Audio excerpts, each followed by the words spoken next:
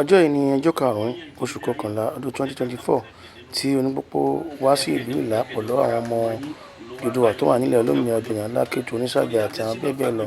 Onipopo lẹ́ ń wò yìí o nígbà tó fẹ́ wọ pèbí tí ò tí wọ pèbí. Ẹ jẹ́ kí á tẹ̀síwájú káwọn babaláwo wa kí wọ́n ṣílẹ̀kùn ilé ìpèbí kí a wọlé káwo kí ló ń ṣẹlẹ̀ nínú ilé ìpèbí. Gbogbo ń ṣẹlẹ̀ nínú ilé ìpèbí ẹ máa rí nínú fídíò ọyọ̀ kan oṣù tó tó wákàtí kan, ṣùgbọ́n díẹ̀ lè máa ní ọ̀rọ̀ ọ̀fẹ́ láti wò nínú fọ́nrán eléyìí. A fẹ́ kí ẹ wo bó ṣe wọ pèbí àti bó ṣe jáde kúrò ní pèbí àti bó ṣe ṣe ayẹyẹ àti àwọn ìlú tí ó kù tí à ń lọ.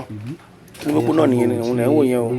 Ẹ máa rí pé tó bá máa jáde nísìn nínú pèbí á yàtọ̀ sí bí ó ṣe wà tẹ́lẹ̀ tẹ̀ ní dámọ̀ mọ́, ṣùgbọ́n ká tẹ̀síwájú káwo kí ló ṣẹlẹ̀ lẹ́yìn pèbí. Ibo àwọn ibo la fẹ́ fẹsẹ̀ tẹ̀, ibo ni àwọn ibi tí à ń lọ. Ẹ jẹ́ kí á tẹ̀síwájú káwọn ohun tó fẹ́ ṣẹlẹ̀ láti ibi báyìí. Mo ní kí n fa àkókò yìí dúpẹ́ lọ́wọ́ àwọn méjì tí wọ́n ṣe okùnfà tó ṣe ìrànlọ́wọ́ ta fi lè wá sí ìrìn àjò yìí, Sunday Adeniyi àti Baálẹ̀ Omiṣore. Àwọn méjì náà ṣe ìrànlọ́wọ́ ta fi lè rẹpo sọ́kọ̀, ta lè tún mọ́tò ṣe, ta tún fi lè gbé mọ́tò kejì fi wá sí ìrìn àjò yìí. A dúpẹ́ lọ́wọ́ àwọn méjì. Lẹ́yìn àwọn méjì a rí ẹlòmíì mọ̀, ṣùgbọ́n Olódùmarè ló mọ ìdí tó fi ṣe bẹ́ẹ̀. Bẹ́ẹ̀ sì ni àwọn ìrìn àjò pọ̀ fún wa tí a fẹ́ rìn tí ó yẹ kí a rí ìrànlọ́wọ́. Àwọn ibi tá a fẹ́ lọ ó pọ̀ lẹ́yìn ìpèbí tí à ń ṣe yìí, ṣùgbọ́n ká máa wo èyí tí Ọlọ́run bá fẹ́ ṣe nínú ìrìn àjò wa títí a máa fi padà sílẹ̀ olómìnira Benin. A dúpẹ́ lọ́wọ́ Baálẹ̀ àti Sunday Adeniyi. Ọjọ́ méje ni Onipopo lò nínú ìpèbí yìí. Ọjọ́ àkọ́kọ́ òun ni ẹ̀ ń wò yìí tí wọ́n rí bà fún Onipopo. Bẹ́ẹ̀ náà ni àwọn aláwo lóríṣiríṣi, ṣùgbọ́n gbogbo ohun tó ṣẹlẹ̀ nínú ìpèbí bí wọ́n sọ fún yín tẹ́lẹ̀ pé ẹ ó wò nínú fọ́nrán ọyọ̀ kan oṣù. Gbìyànjú kí kábíyèsí Orangun ILA kí ká gbọ́ bó ṣe lè sọ. Ẹni ìfìjẹ, ẹni ìfìmọ, ẹni tójú rẹ̀ mọ́lẹ̀, ẹni ẹlẹ́nu ò ní gbàṣẹ yín ṣe. Síwájú lọ pàbí ti rí sí, síwájú la máa lọ. Ohun tèmi fẹ́ níjọ́ tí adé ìní ní Grand-Popo lọ́hùn, mo pé ojú wa kọ́tọ̀ ṣe gbà. Ojú àgbé ẹsẹ̀ àgbé ni. Ọlọ́run ní yọ̀sẹ̀ nìkẹ́ wá. Àní gbájú lé ikú lọ́wọ́, àní dé lé àrùn lọ́wọ́, àní dé ilé òfò lọ́wọ́, àlọ́wọ́ àlọ́bọ̀ lọ́wọ́ rẹ nu, àlọ́ láyọ̀, àbọ̀ láyọ̀ ní. Ẹni tí ò ní jẹ́ bẹ́ẹ̀, ó ní ò ní jẹ́ bẹ́ẹ̀ ni, yóò jẹ́ bẹ́ẹ̀ lẹ́yìn Olúwa rẹ̀. Sọ pé arẹ́rẹ́ ní máa rẹ̀yìn olóko. Ẹ̀dùn lérú ń tọ̀. Ṣẹ́gi ẹ̀kẹ́ òní ṣẹ́gi kọ́ máa fi rí rẹ̀ kó wálé. Eré àìlóòkú wálé. Kábíyèsí Onisabe, kábíyèsí Onisabe, kábíyèsí.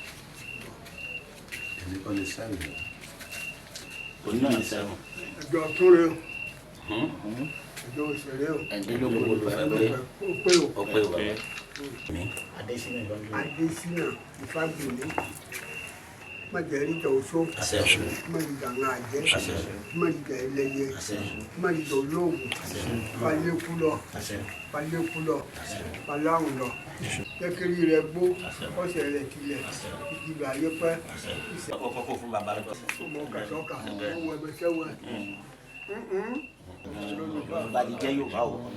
Àwọn awo ìlú ILA wọ́n gbìyànjú púpọ̀, wọ́n dífá, wọ́n fi Ifá fi tọ́ Onipopo sọ́nà.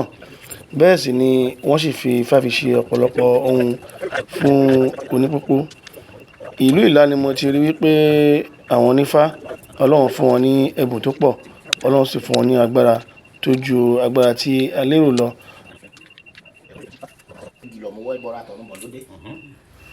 Lẹ́yìn táwọn babaláwo ṣetán tẹ́ bá òwe tó wà lójú fọ́nrán yìí, ẹ ó rí àwọn ìrìn àjò tí a fẹ́ rìn. Lẹ́yìn tí Onipopo parí ìpèbí tán, ó wá ṣe ìrìn àjò ìpèbí. Ìrìn àjò ìpèbí yìí máa bẹ̀rẹ̀ ní ọjọ́ kọkànlá oṣù kọkànlá ọdún 2024.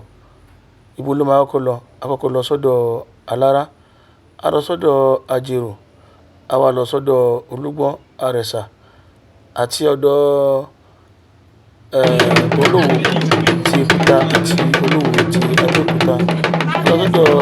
A lọ sí ààfin Aláàfin Ọ̀yọ́, a lọ kí wọn ní ibẹ̀. Bẹ́ẹ̀ sì ni a lọ sí ààfin OWABOKUN nílẹ̀ Ìkẹjà, a lọ kí wọn ní ibẹ̀. Tí a bá ṣe gbogbo lè tán là á lọ sí ọ̀dọ̀ Olowu ti Abeokuta. A lọ ṣe ètò níbẹ̀ nítorí pé kí ni Olowu Abeokuta òun ni ẹ̀gbọ́n gbogbo àwọn ọmọ Ọ̀kànbí tapẹ̀ lọ́mọ Oduduwa méje. Àwọn tí a dárúkọ tí Orangun bẹ ní àárín wọn ká sọ pé látòrí Orangun, ALARA, Ajero, Olugbọn, Arẹsà, OWABOKUN, Ọ̀ṣínmọ̀wé ti Ondo àti Oníkòyí ti Ìkòyílé àti bẹ́ẹ̀ bẹ́ẹ̀ lọ. Mẹ́jọ ni wọ́n, 9 ló yẹ kán jẹ́ nítorí pé Ọ̀kànbí ò ní ààfin ló fà tó lè jẹ́ 9. Bẹ́ẹ̀ sì ni àwọn ọmọ Oduduwa míì wà tí kò sí orúkọ wọn ní inú àwọn ìwé tí wọ́n kọ sílẹ̀ nítorí pé ọmọ Oduduwa bí pọ̀ rẹpẹtẹ. Inú ààfin Orangun ni àwa báyìí láti fi wá fojú kan Orangun ní ọgbà àkọ́kọ́. Onipopo ò tí ì fojú kan Orangun rí. Ẹ máa rí i pé Orangun ò tí ì wá mọ̀ ipò Onipopo ni gbogbo ọjọ́ méje tó lò ń bẹ̀. Ọba Orangun ò lè fojú kan Onipopo. Àwọn Alaketu Onisabe ni wọ́n ń kí lọ́wọ́lọ́wọ́ yẹn. Alaketu ló wà lẹ́gbẹ̀ẹ́ Orangun léèlá yẹn. Àwọn ọba náà ń bọ kábíyèsí Orangun lọ́wọ́ yẹn. Ìsìlẹ̀ á fi Onipopo hàn wọ́n ẹ̀wọ̀n.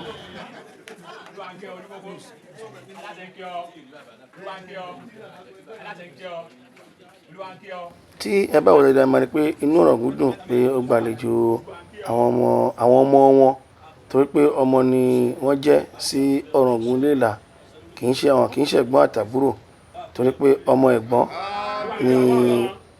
ni Olowu, Alaketu, Onisabe, Onipopo,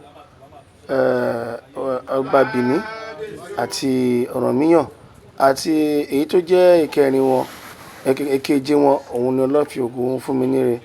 Ṣùgbọ́n àwọn èèyàn ò fi bẹ́ẹ̀ mọ ìtàn yẹn dáadáa pé Ọlọ́fin Ògún fún mi níre wà lára àwọn ọmọ Ọ̀kànbí. Wọ́n máa ń fi Orangun sínú ọmọ Ọ̀kànbí tẹ́lẹ̀ wípé Orangun wa nú ọmọ Ọ̀kànbí. Tá a bá fẹ́ ka ọmọ Ọ̀kànbí méje a máa ń ka Orangun mọ́. Orangun ò sí lára wọn. Bàbá ni Orangun jẹ́ fún àwọn ọmọ Ọ̀kànbí. Ọ̀kànbí ní ẹ̀gbọ́n ṣùgbọ́n kò sí láyé. ALARA, Ajero àti Orangun ìyá kan ló bí wọn fún Oduduwa. Ìsìn là ń lọ sí ibi tá a ti fẹ́ ṣe ayẹyẹ, tá a fẹ́ ṣe ìkójáde ọba Onipopo. Gbogbo àwọn ọba tí wọ́n wá tó wà níkàlẹ̀ àwọn náà ń bá wa lọ sínú gbàgede tá a ti fẹ́ fi ṣe àfihàn. Ẹ jẹ́ ká máa wo fọ́nrán yìí lọ kí oníkálukú wa ká kọ́ ọgbọ́n kìíní àti ọgbọ́n kejì nínú fọ́nrán yìí. A dẹ̀ dúpẹ́ lọ́wọ́ àwọn ọba tí wọ́n fẹ́ gbà wá lẹ́yìn ọjọ́ yìí ní ìta fi ìwé hàn lójú fọ́nrán yìí lẹ́ẹ̀kan sí.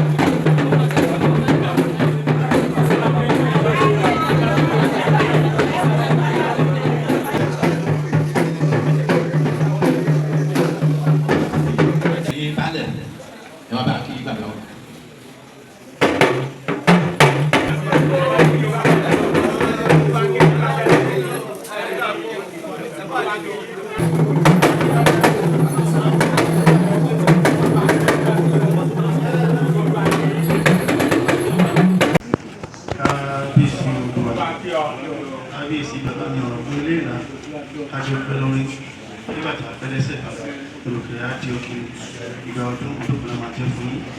Mo kí gbogbo lọ́balọ́ba tó wà níkàlẹ̀ kábíyèsí ẹ̀fọ́ ìdí nínú ìmọ̀ àdìgbà orúkọ ìjọba yín àti ẹ̀yìn lórí mo kí yín.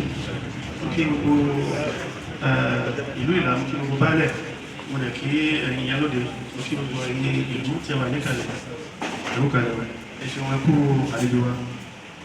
Màá fi àwọn bàbá wa mọ̀ ní ilẹ̀ lómìnira Benin tí wọ́n ti wá sí.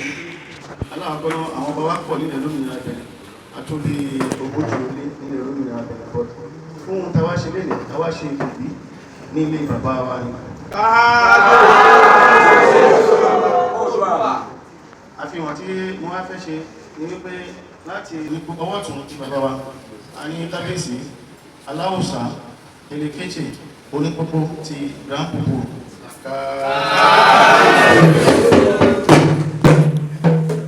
a ní kábíyèsí wa Alaketu ti ìlú Ketu a ní kábíyèsí wa Onisabe ti ìlú Sabe a ní kábíyèsí wa Olugbọn ti ìlú Ogun a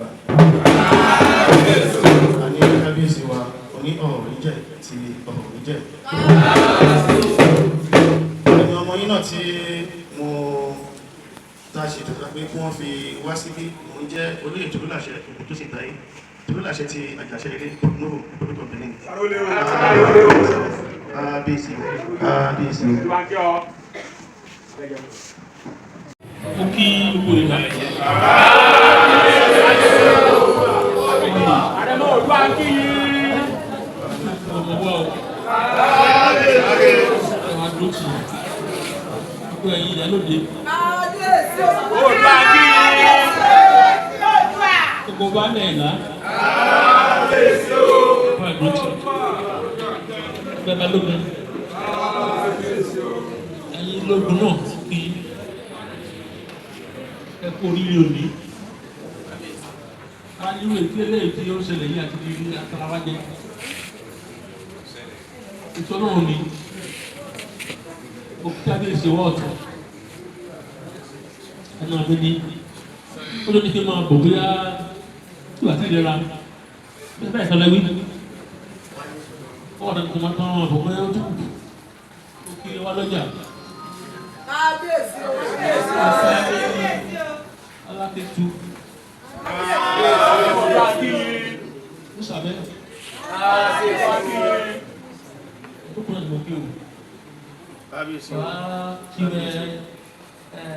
Oguntosin Tolulaṣẹ máa bí fún mi ní ìtòlúkọ ohun kí mọ́lẹ̀ fún àwọn sípè ó kí bàbá wa lọ́wọ́ lọ́jà ilé ìjọba wa láti Asaba láti Ètù Olugbọn láti ìjọba aláwo báyìí ẹyọ tó lójú àrò yìí ṣùgbọ́n wọ́n jì adé àlọ́ tó ti sọ kákàtà kí kúndókò wọn làwọn bọ̀ ọgbọ́dọ̀ wà á lé pì nínú wọn adé àpẹẹrẹ tó wọ̀ yóò sì lè tì táwọn tá a rí lónìí ẹni bẹ́ẹ̀ ilé ìjẹ́ tó dáa jù nílẹ̀ Yorùbá gbogbo àwọn Yorùbá ká lọ pé ẹni wa gíga bá wà ká máa wára wa tó dókòó ìdíyẹ làáfíà wọlé Yorùbá gbogbo sì nígbà ga láìlẹ́ kó kí Onipopo pàtó fún ni ó ti yẹ àti kó jáde lónìí gbogbo tó yẹ ká sọ fún nípa ìsí ọba jẹ́ kó mọ̀ ọ́ tí wọ́n mọ̀ ṣe jẹ́ kó mọ̀ ọ́ jẹ́ kó mọ̀ ṣe jẹ́ kó mọ̀ ọ́ kálákìlú ẹ̀rọ ilé àlàáfíà kó fún àdúrà kó sì kó gbogbo ìmọ̀ra lẹ́sìn mùsùlùmí ni lẹ́sìn kìrìsìtẹ́nì ni àti ọdún ìṣẹ̀wáyé kó ká ní gbogbo àwọ̀ kó mọ́ra kó sì bọ̀ ṣe nínú wọn àjẹwà ń bẹ̀ kó ṣe wà ń bẹ̀ má tẹ̀lé kẹsí sẹ́gbẹ̀ẹ́ ọ̀fẹ́ ní wọn gbogbo wọn ní èèyàn rẹ wọ́n ti lè kó ṣe ti fún ọ wọ́n sì máa lọ sí patí ní òye tí a bá máa bá wa ń bẹ̀ patí alọ́mọdé tara máa jẹ òbí máa jẹ alọ́mọmọtí ọba ìdílé ìjọba bẹ́ẹ̀ fẹ́ dọ̀ ara rẹ̀ ó náà àfihàn ẹ̀kọ́ ọmọdé bá wù ọ bẹ́ẹ̀ kò ní ṣiṣẹ́ o tó bá dá ti rí ọdún bíi ẹ̀fẹ́ tó bá kó bíi wà á lè yan ti tọ́ ọ́ bíi ṣe ìwà wò ó kú bàbá wa Onisabe tí kábíyèsí Orile-Igbọn àti Ologbọn ta ló wá sí ilé arákùnrin lóyún náà. bí mi ti lọ sí ọ̀hún ṣé wọ́n ń ṣàlejò rárá bí ìdálẹ́ ti máa bọ̀ tó lé tí wọ́n wá.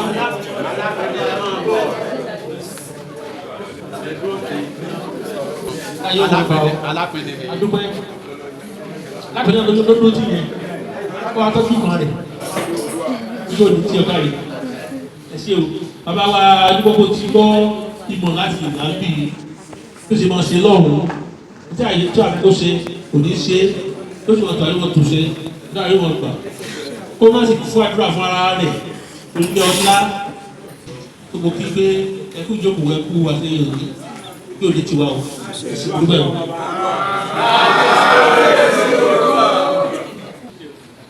ẹsẹ̀ tètè gọ́fìmẹ̀ntì ni wọ́n kí bàbá yìí láti Ọ̀ṣun state lọ́sọ̀dù gómìnà ìbí àti gbogbo agbára ní Ọ̀ṣun káàbọ̀ àdúpẹ́ o. Bí bàbá wa kábíyèsí ti bá wa sọ̀rọ̀ wọ́n fi ìdùnnú wọn hàn sí bí Olugbọn tí wàá ṣe ìpèbí bí àti àwọn ọba láti ọba àgbààgbà láti Republic of Benin gbogbo nǹkan tí wọ́n bá wa sọ bàbá ní inú àwọn dùn pé àwọn ọmọ bàbá àwọn wà ní ìlà láti wá ṣe ìpèbí bí àti àwọn tó fún wọn sì bá wọn wá pé lágbára Ọlọ́run àjọṣe wọn àjẹ́ o. A máa gbọ́rọ̀ láti ẹnu Onipopo ọ̀rọ̀ ìdúpẹ́ ṣùgbọ́n ṣáájú èyí wọ́n ti béèrè adé kábíyèsí a sì sọ pé bàbá Ọ̀ràngún ọ̀dọ̀ kábíyèsí ni adé wà.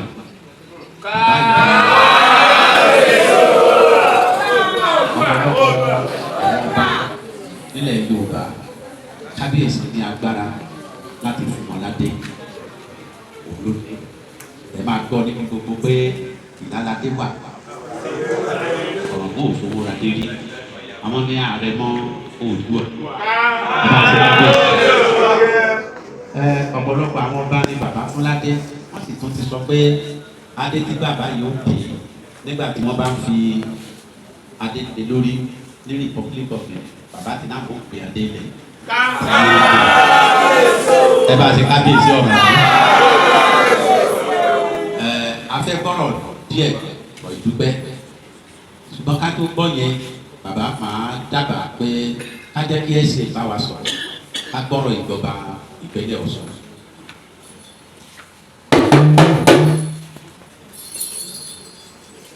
Kábíyèsí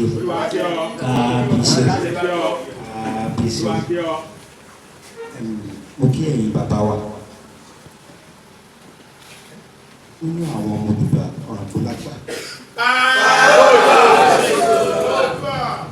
ní tó ṣẹlẹ̀ nílé ní ìtàn ayérayé ni torí ibi kan láti lọ sábà padà náà ibi kan náà là padà sí ìgbà tí wọ́n pè wá sí òkè mẹ̀sí lọ́dún yìí nípa ọ̀rọ̀ kíríjì àwọn tó jẹ́ àwọn ará Ekiti àtàwọn tó ń jẹ́ Ìjẹ̀ṣà ìsọfún wọn bẹ̀ lára àwọn tó sáyìn fún àlàáfíà ní 1886 àwọn òbí ní wà ń bẹ̀ tó jẹ́ biological parents mi ó yá ìran Yorùbá lára láti wá fi àwọn ará wa sókè látàwọn sókò ẹrú ní òkè mẹ̀sí ibi tí aṣọ bá ti ya náà ti máa ràn ó ṣe bí òòsàn kí ló dé tá a padà síbi tá a ti sọ àwọn ọ̀ràn wa dẹrú tá à ń jà lórí tí ò lẹ́tọ̀ gbogbo ọ̀nà tí Yorùbá yóò fi rí ìmúláradá àti ìwòsàn Áfíríkà pàṣẹ pọ̀ pàápàá àwọn tó jẹ́ ojúlówó ọmọ aládé so that àwọn ọ̀rọ̀ wa ò ní wọn takora wọn àwọn èèyàn ń fọ́ọ̀mù oríṣiríṣi àwọn ìtàn lọ́yà lèmi mo dẹ̀ jẹ́ historian èyí sì nǹkan tí ó bà ìtàn Yorùbá jẹ́ ẹ̀yin tẹ́ jẹ́ bàbá wa Onipopo sábẹ̀ Alaketu ẹ káàbọ̀ sí ilẹ̀ Oòduà ilẹ̀ bàbá yín nígbà tá a bẹ̀rẹ̀ ètò yìí èmi ò tètè join wọn lè ti fún mi lápọ̀mẹ́ntì nígbà náà but olóyè Tolulaṣẹ ọ̀rẹ́ mi dáadáa ni wọ́n bá ti wá ọmọ ìyá ọ̀dọ́ mi lóṣùpọ̀ so ìgbà tí wọ́n fún mi ní appointment I presented to the government of traditional matters ó jẹ́ kí ọ̀pọ̀lọpọ̀ àwọn ìgbésẹ̀ wa kó lè wọ̀. Lórúkọ Sẹ́nitọ̀ Dìmọ́lá Adélékè, the executive governor of Osun State, lórúkọ Ajagunla Sẹ́nitọ̀ Osun Central, àti ẹ̀gbọ́n mi Clement Ọlọ́runwá. Ilé ìta ṣe lágbára lọ́wọ́ náà gbogbo òwúrò tí wọ́n mú fáwọn ọba wa nínú àlejò yìí bẹ́ẹ̀. Gbogbo ètò tó ń ṣe nípa ètò lágbára lọ́wọ́ náà gbogbo ẹ̀ ní òsè. Àwọn míì náà tó ń bọ̀ ń bì. Àwọn míì tí ò tí ì wá wọ́n tún padà bọ̀ ń bì. Torí pé ilé aláriwo náà ti pa ẹnìkan ìpínlẹ̀ tí ó fọ̀rọ̀ sí ibi láti wá sọ. Nígbà tí ojú bá pè ẹsẹ̀ pè lé àwọn tó rọ̀rọ̀ Yorùbá tó jẹ mọ́ wọn ó mọ ọ̀nà tí wọ́n gbà lórí ẹ̀. Àwọn àjọbọ ìbò àtàwọn France àwọn ni wọ́n separate wa, àwọn jẹ́ káwọn wọ́n lọ. Ṣùgbọ́n torí pé ìmúra wa, ìsọmọlórúkọ, ètò ẹ̀sìn àti ọmọlúwàbí nínú Yorùbá kò jẹ́ ká sọnù. Distance tó wà láàrin Nàìjíríà tí gbogbo Benin kò tó nǹkan tó yẹ ká sọ àwọn ọ̀ràn wa lọ. Ẹnìkan kan ò sí lọ́tọ̀ọ̀tọ̀ nínú wa. Ní tèmi ló púpọ̀ gan, inú mi dẹ̀rù pé mo jẹ́ ẹlẹ́rìí sí àwọn nǹkan tá a wá sí ń bílẹ̀ nì. Ìjọ tó máa ti ń sọ, àwọn sọ pé bàbá Kẹ́hìndé lókè láti Mọ̀dẹ́kẹ́, ó wà ń bẹ̀ àwọn nàìjíríà gọ́ọ̀nà.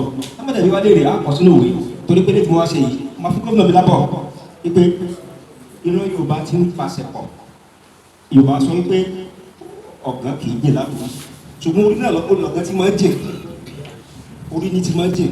So ibi tí asọ́ba ti rán láti rán so àti bẹ̀rẹ̀ process tí ó mú kí àlàáfíà tó pọ̀ kó bá ìrìnàjò wa kó tiẹ̀ sọ̀rọ̀ òṣèlú rárá tọ̀ tí sọ̀rọ̀ òṣèlú pẹ́ẹ́pẹ́ bàtí ẹsẹ̀ bá pé tí ìbálẹ̀ bá péjú náà ni àwọn tó yẹ kó wà ń bẹ owó à ń bẹ̀ ṣùgbọ́n táwa ti ṣe bẹ́ẹ̀ oríṣiríṣi rẹ̀ dandan lámọ̀ rí àwọn ẹlẹgbẹ́ ọmọkùnrin ní tí ò jẹ́ àwọn yóò tún tán ara wọn kọ́ àwọn tí wọ́n tẹ́ pé kò síbi tá a kọ̀ sí níbi kankan.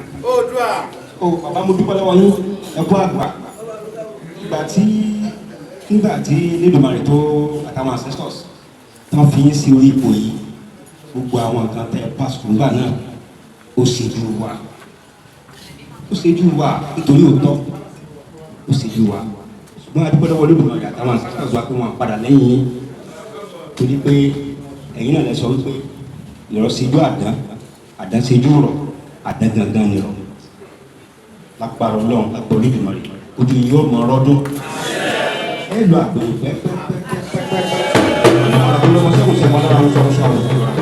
àwùjọ bọ́lá àgbèrè ní mú wọn jẹ ọ̀nàgbọ́lọ́ pẹ́lú ìbọ́dà jẹ lọ pẹ́lú ọba ọ̀dà sí bàbá ẹ kọ̀ fún àṣà agbára Ọlọ́run ni yóò gùn o àlàáfíà yóò wá máa pọ̀ sí ilẹ̀ Yorùbá ò ní dààmú ẹ̀ṣẹ̀.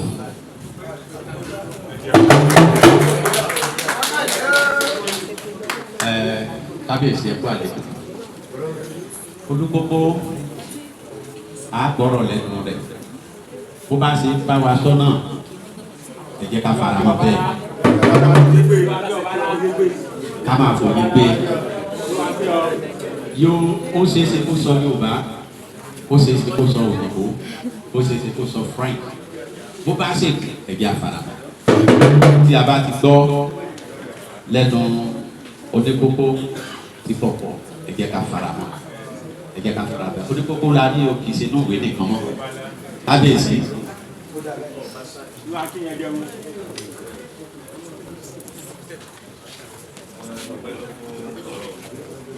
Mo kí gbogbo ìlà ẹ dákun Yorùbá bí kò dà accept it like that. Agomẹ́sì fún tí wọ́n padà wá máa kọ Yorùbá dára. Ibi bẹ́ẹ̀ ni.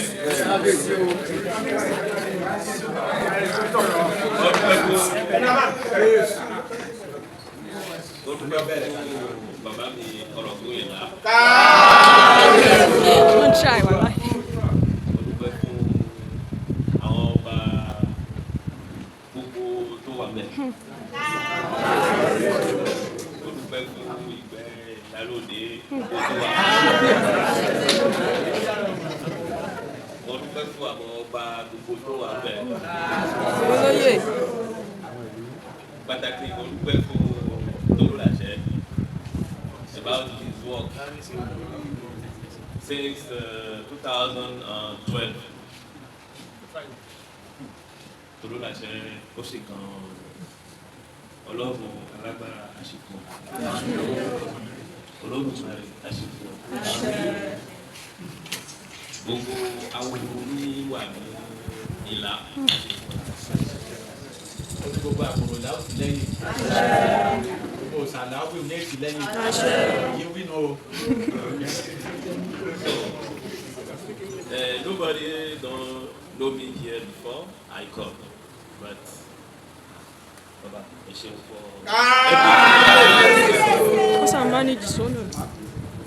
I discussed with somebody here, and he asked me some question. What about the culture? And I asked him that what I know, the culture is love. If Oba don't love me, she cannot accept me.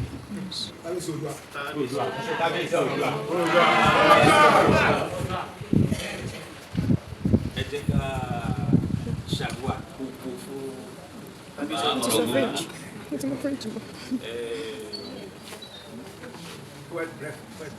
non, je saurais expliquer en français. En français, oui.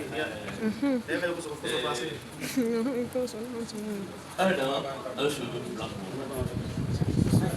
Une année, un cheveu blanc.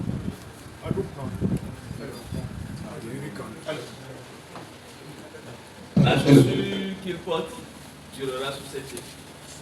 On y va quand on laisse. Le chapeau ne tombera pas. Il a sera reconnaissant autant qu'il sera reconnaissant. Il est aujourd'hui notre Père. Nous sommes ses enfants. Que Dieu le bénisse. On est au ni baba gbogbo wa lẹ́nu kí Ọlọ́run bá kó máa bá wa fi ìṣọ́ rẹ̀ kó máa fi ṣọ́.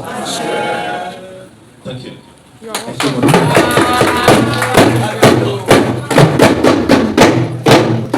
Ẹ ṣé kábíyèsí o.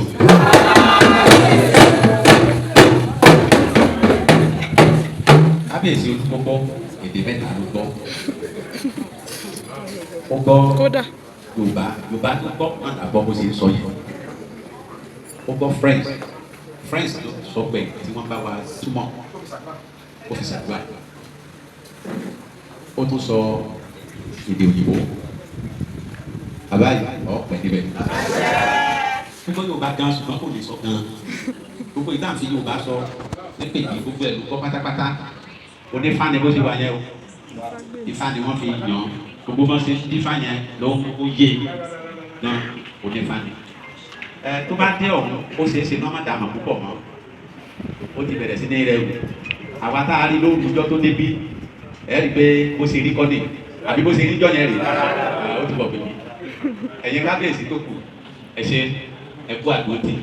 Púpọ̀ nǹkan ló wà nínú àká nǹkan tá a fẹ́ ṣe sí lónìí. Ṣùgbọ́n àyè ò gbà wá mọ́.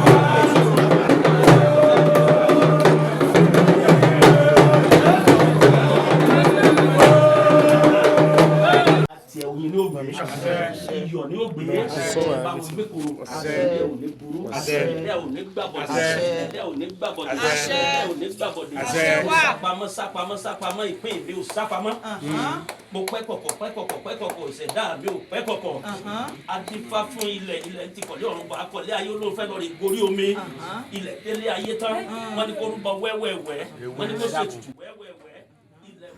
Lẹ́yìn tí a ṣe ayẹyẹ tán, àwọn bàbá wa wọ́n tẹ̀lé Onipopo padà wá sí IPEBI láti wá ṣe àdúrà fún wọn.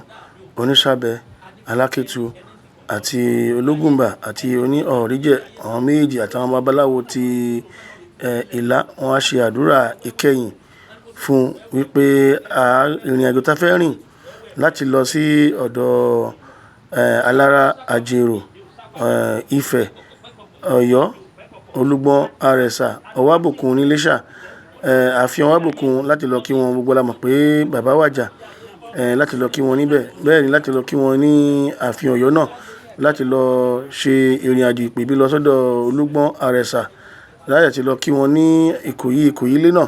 Gbogbo ibi táwọn ọmọ Oduduwa wà pátá ni a fẹ́ tẹ̀ lẹ́yìn ibi. Lẹ́ẹ̀kan sí a dúpẹ́ lọ́wọ́ Baálẹ̀ Ṣèyí àti Sunday Adéníyì fún ibi tó ń ṣèrànlọ́wọ́ dé. Ó dẹ̀ sì kù tó yẹ kí a nídìí ìrànlọ́wọ́ láti fi ṣe ìrìnàjò lọ sí gbogbo àwọn ibi tí ó yẹ kí a lọ yìí. Àfọlọ́run bá fi kí gbogbo wa tí a wo fídíò yìí débi tí a wò dé yìí. Àlàáfíà àti ìkẹ́ Ọlọ́run kó máa jẹ́ ti gbogbo wa. Àwọn ètò tó bá kù a ó máa fi ránṣẹ́ sí inú YouTube wa. Ẹ jọ̀ọ́ ẹ gbìyànjú kẹ́ subscribe sí YouTube wa. Gbogbo ohun tó bá ń lọ ẹ ó máa rí nínú YouTube wa náà. Lẹ máa ti rí gbogbo ohun tó ṣẹlẹ̀, gbogbo ohun tó lọ ní inú ìpèbí. Àwọn èyí tó ṣe é fi hàn a ó fi hàn yín nínú fọ́nrán míì tí a bá ṣe jáde. Kẹ́lẹ̀ bá rí gbogbo ohun tó lọ nínú ìpèbí tí kì í ṣe pé bóyá ìpèbí jẹ́ nǹkan tó le, ó jẹ́ nǹkan tó lágbára ju pé à ń ṣe ìdánilẹ́kọ̀ọ́ fún ọba. Bẹ́ẹ̀ sì ni àwọn àlejò wọ́n wá ń bẹ ọba wò ní kọ̀ọ̀kan. So fún dé yìí a kí wa púpọ̀. Máa retí fọ́nrán míì tí a bá máa ṣe lórí àwọn ìrìnàjò ibi tá bá ń lọ. Adẹ̀túnfẹ́ kan sọ fún wa pé kábíyèsí Olowu ti Abeokuta àwọn náà retí wa. À bá wọn láyọ̀ àti àlàáfíà pẹ̀lú bàbá wa Àrẹ̀mú Obasanjọ. A ó pàdé wọn láyọ̀ àti àlàáfíà. Aṣojú gómìnà ìpínlẹ̀ Ọ̀ṣun lọ́wọ́ pẹ̀lú wọn lọ́wọ́ láàrin wa lọ́wọ́ ní ẹgbẹ́ Tolulaṣẹ ní ọ̀kan yẹn. Àwọn ni Honorable Lókè Kẹ́hìndé Alexander. Àwọn ni gómìnà ìpínlẹ̀ Ọ̀ṣun fi ránṣẹ́. A kí yín o, ẹ ṣé o, ó dàbọ̀ o.